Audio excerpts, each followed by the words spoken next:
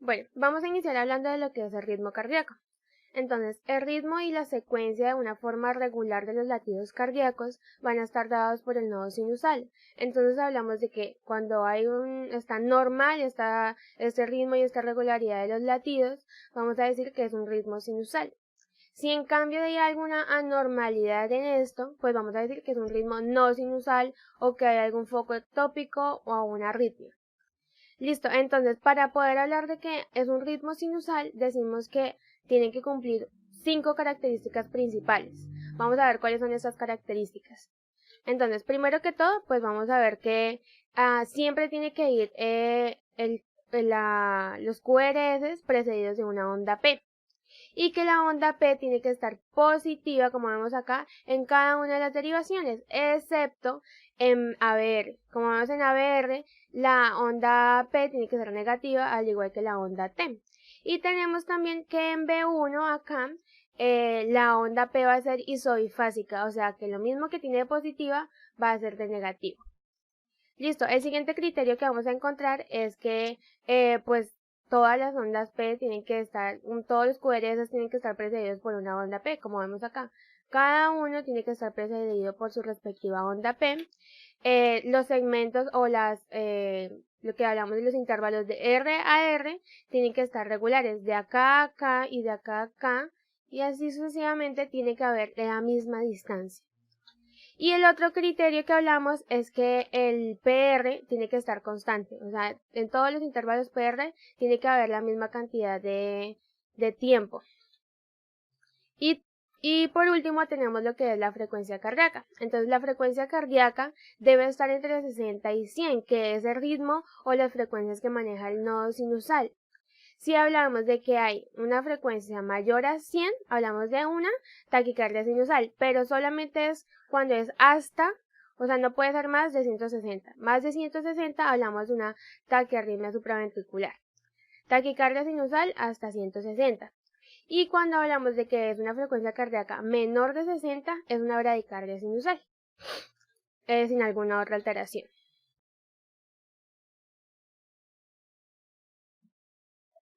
Buenas, ¿cómo estamos? Yo voy a presentarles lo que es la frecuencia. Soy Carlos Chain, estudiante de medicina, y empezamos. Tenemos que tener en cuenta, ya pues explicado en videos anteriores como electrocardiografía básica número 1, que en el electrocardiograma vamos a tener varias ondas. ¿Y qué pasa? Que estas ondas tienen características y entre una de estas es su frecuencia, que es en un determinado tiempo cuántas ondas aparecen. Y esto en el electrocardiograma lo llamaremos latidos por minuto. Así que el tiempo esencial para nosotros será el segundo y el minuto. Entonces, para poder tomar esto, para poder encontrar la frecuencia cardíaca en un electrocardiograma, vamos a tener varios métodos. Entre esos están el método del 1500, el método del 300, que se relaciona mucho con el método de la memoria, y la forma irregular. Listo, entonces tomando primero en la introducción que la unidad fundamental acá será el segundo y el minuto.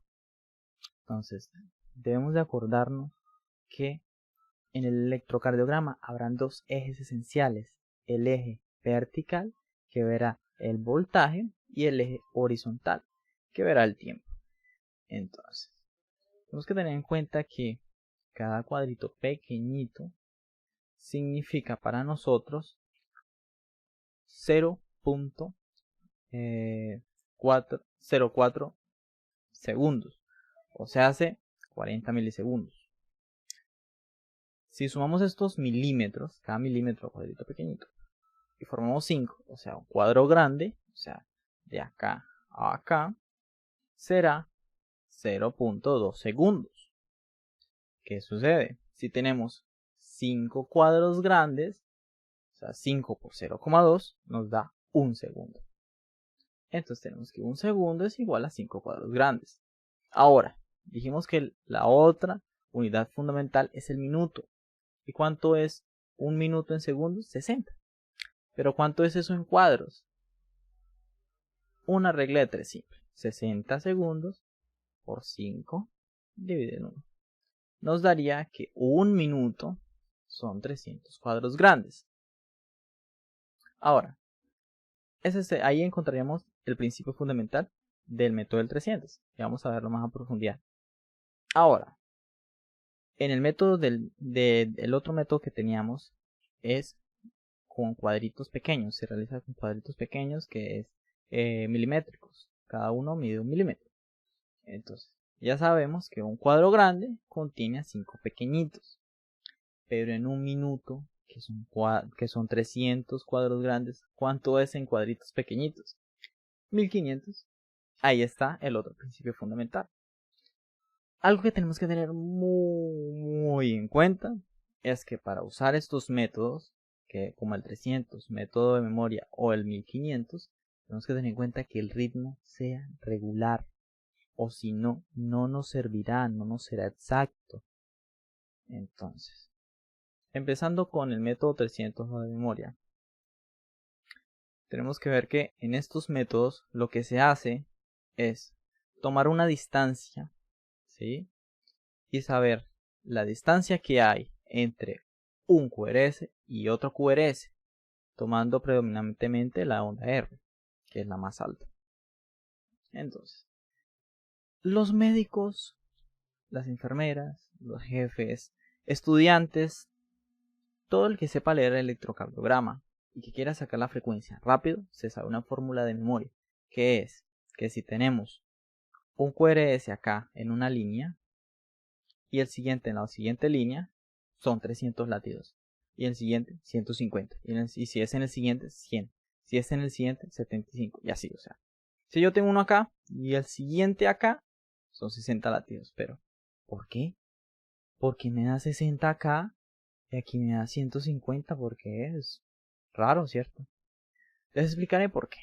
Porque primero tenemos que tener en cuenta un cuadro a otro cuadro tiene una distancia, ¿sí? Llámese en milímetros o en segundos o milisegundos. Entonces, de un cuadrito a otro cuadrito tiene longitud un cuadrito, un cuadro grande. O sea que si tenemos un QRS cada cuadro grande, o sea, cada 5 milímetros o cada 0.2 segundos, en un minuto, que son 60 segundos, serían 300 latidos. Por eso es que si la frecuencia está por cada cuadrito un QRS, o sea, por cada 5 milímetros un QRS, al final de los 60 segundos nos dará 300 latidos. ¿Qué sucede? Que si tenemos un QRS alejado 2 cuadritos, o sea 10 milímetros, significa que la frecuencia tardará el doble, o sea, está 2 veces más despacio. Significa que no va a tardar 300, sino la mitad. Entonces, serían 2 cuadritos de distancia. Y lo que haríamos sería los 300, que es que fuera por cada uno. Ya saben, 300 cuadros grandes, un minuto. Y lo dividimos en la distancia que hay, que son 2 cuadros grandes. Entonces, son 300 dividido en 2 cuadros grandes, igual una frecuencia de 150. Y así, si tuviéramos el QRS acá y el siguiente acá, o sea, es una distancia de 1, 2, 3, 4 y 5, nos daría una frecuencia de 300, que es los cuadros grandes por minuto, dividido en 5. ¿Y eso cuánto nos da? 60 latidos por minuto. Cualquiera de las dos formas se pueden hacerlo ustedes, aprendiéndoselo de memoria o con una calculadora dividiéndolo. ¿Sí? Listo. Entonces, hay otra problemática. Si yo encuentro que mi otro QRS no cae en la línea, sino cae acá, digamos, acá, en el tercer milímetro, después de la línea del 300, nosotros decimos, bueno, y pues, ¿cómo hacemos ahí? Porque esos son latidos que se pierden. ¿Cómo haces para poder identificarlos, para poder contarlos? Sencillo. Tomas y dices, bueno, 1 Entonces, ¿cuánto está alejado? 1. Punto 1, 2, 3. Y haces lo mismo, calculas los 300 dividido en 1.1. Y eso te dará 272. ¿Sí ven? Que es diferente tener 300 a 272. Son 8 latidos muy importantes. Pero son varios latidos muy importantes. Bueno, sigamos. Ahora, en el método del 1500, tomamos en base de longitud no los cuadros grandes, sino los pequeñitos. Y ya habíamos dicho que un cuadro grande, que en minutos 300 cuadros grandes eran igual a 1500 pequeñitos. Significa que la longitud que haya entre un QRS y el otro no lo vamos a medir de a cuadros grandes como en el método de 300, sino de a cuadritos pequeñitos. O sea que habrían 5, 10, 15, 16. Es más preciso, ¿no? Es más preciso.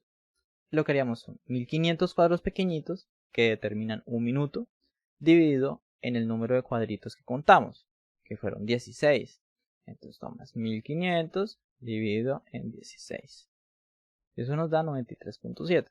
Podemos utilizar el 300, entonces, bueno, 300, 150, 100, 75.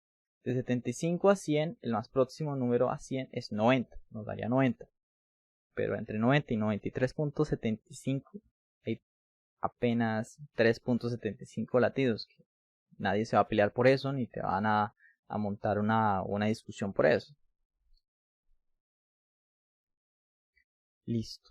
Esos dos métodos anteriores eran para un ritmo regular, que en cada QRS va a estar regular al siguiente QRS, no va a tardar más ni menos. ¿Qué pasa si tenemos un ritmo irregular?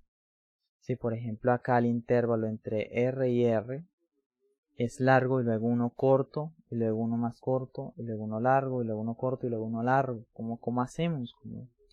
Pues en esta vez no medimos la longitud que hay entre R y R, sino que tomamos un tiempo determinado, llámese 1 segundo, 2 segundos, 3 segundos, 4 segundos, 5, 6, 7, 8, 10, 15, 20, 30, 60. Y lo que vamos a hacer es multiplicarlo por el número de segundos que necesitamos para dar al final el minuto. Entonces, por ejemplo, si tomamos un segundo, tenemos que multiplicar pues los QRS que encontremos en el segundo, que son 5 cuadros grandes, por 60.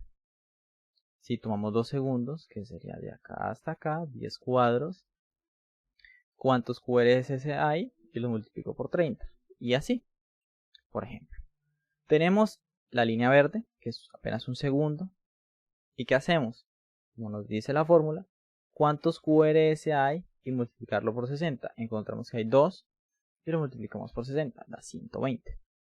Acá, entre 2 segundos, vamos a ver que hay 3 QRS por 3, por 30, sería 90. Y en 3 segundos sería por 20. Entonces 1, 2, 3, 4 por 20, 80 latidos por minuto. Entonces si ven que por ser irregular, cada segundo que tomemos nos va a ser más específico. Y así se mediría pues para un ritmo irregular. Y muchísimas gracias.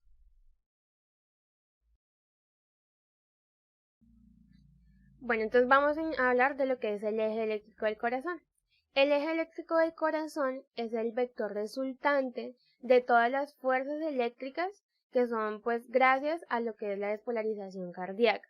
O sea, el eje eléctrico del corazón va a ser principalmente como la dirección principal hacia donde van estas corrientes eléctricas de los ventrículos. ¿Por qué los ventrículos?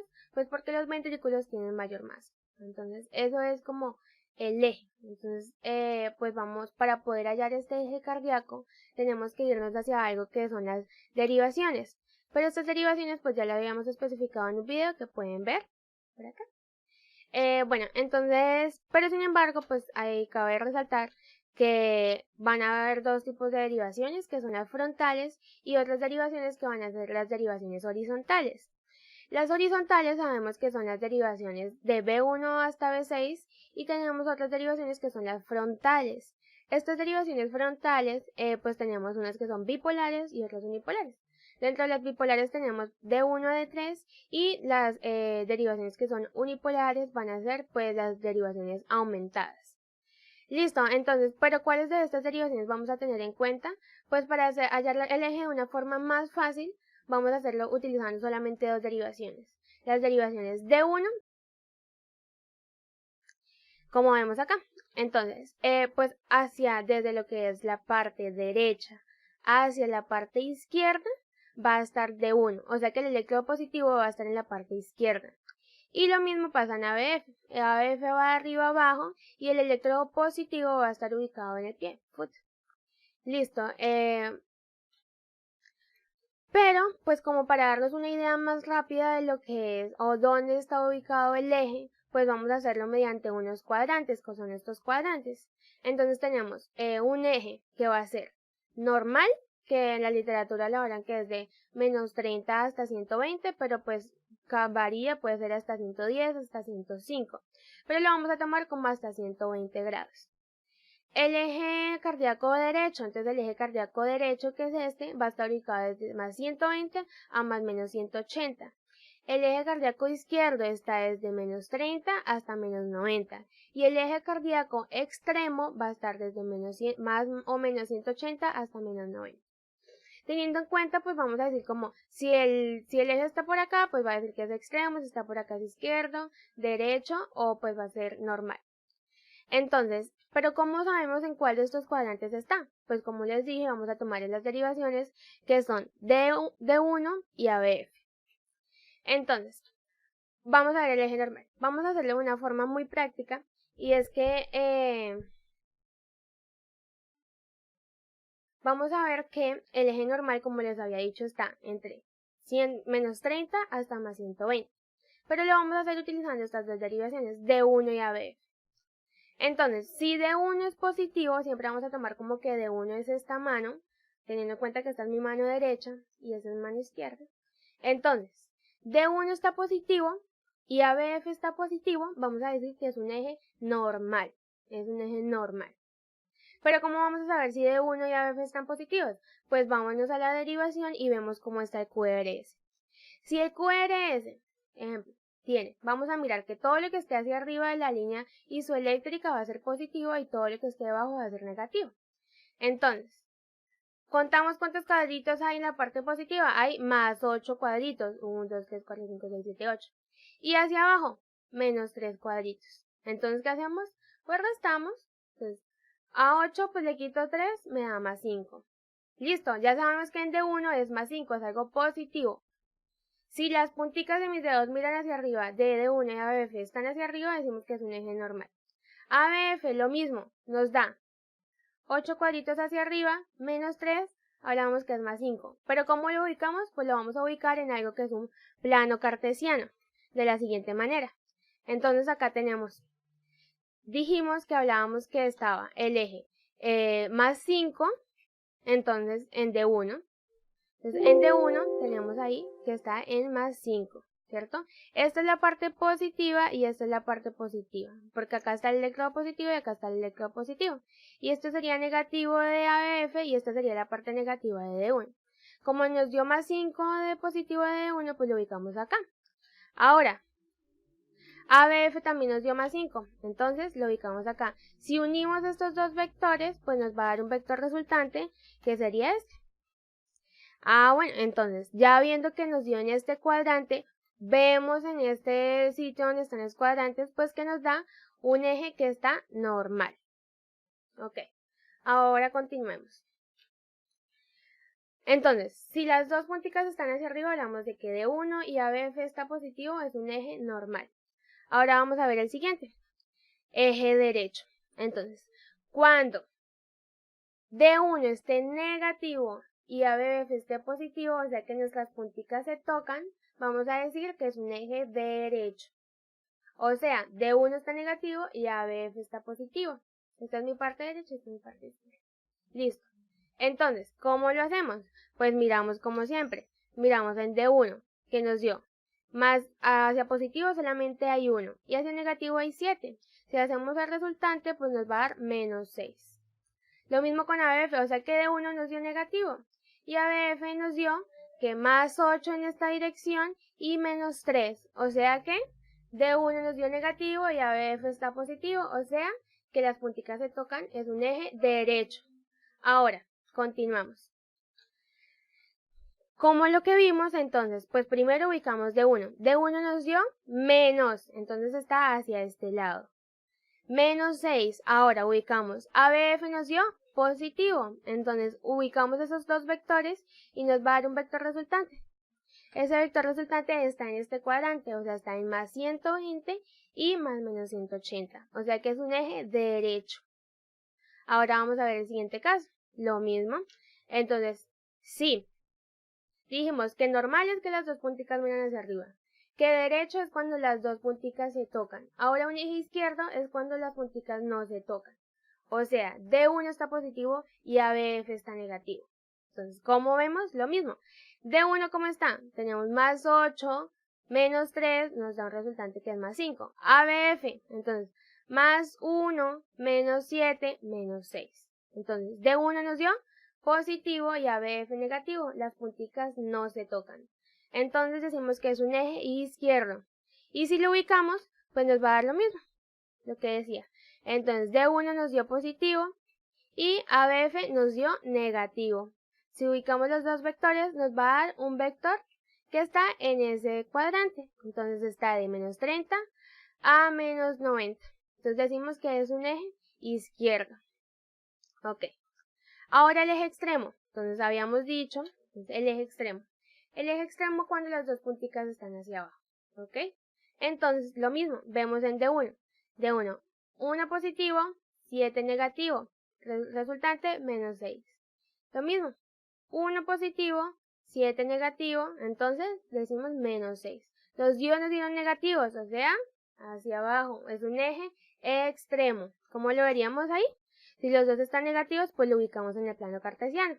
Los dos son negativos, o sea que está en esta parte de acá. Entonces decimos menos 6 y menos 6. Ubicamos los dos vectores y nos da un eje extremo de menos 90 más menos 180. Acá lo vemos. Listo, entonces teniendo en cuenta, hablamos que es un eje normal cuando D1 y ABF están positivos. Ahora, un eje derecho, ¿cómo es? Un eje derecho es cuando D1 y ABF se tocan las punticas. O sea, D1 está negativo y ABF está positivo. Un eje izquierdo, cuando las punticas no se tocan. O sea que D1 está positivo y ABF está negativo.